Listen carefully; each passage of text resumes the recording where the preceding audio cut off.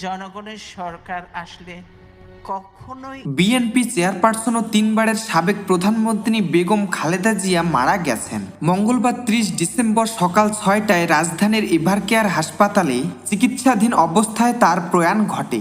আপসহীন এই নেত্রীর বিদায়ে সারা দেশে যেমন শোকের ছায়া নেমে এসেছে, সামাজিক মাধ্যমে আবেগঘন বার্তা দিয়ে এই নেত্রীকে স্মরণ করছেন।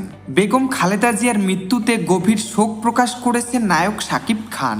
মঙ্গলবার 30 ডিসেম্বর সকালে নিজের ভেরিফাইড ফেসবুক পেজে এক শোকবার্তায় তিনি সমবেদনা জানান। খালেদা জিয়ার একটি সাদা কালো ছবি শেয়ার করে শাকিব খান লিখেছেন, সাবেক প্রধানমন্ত্রী বেগম খালেদা জিয়ার ইন্তেকালে গভীরভাবে শোক প্রকাশ করছি, তার রুহের মাগফিরাত কামনা করছি এবং শোক সন্তপ্ত পরিবারের প্রতি সমবেদনা জানাই।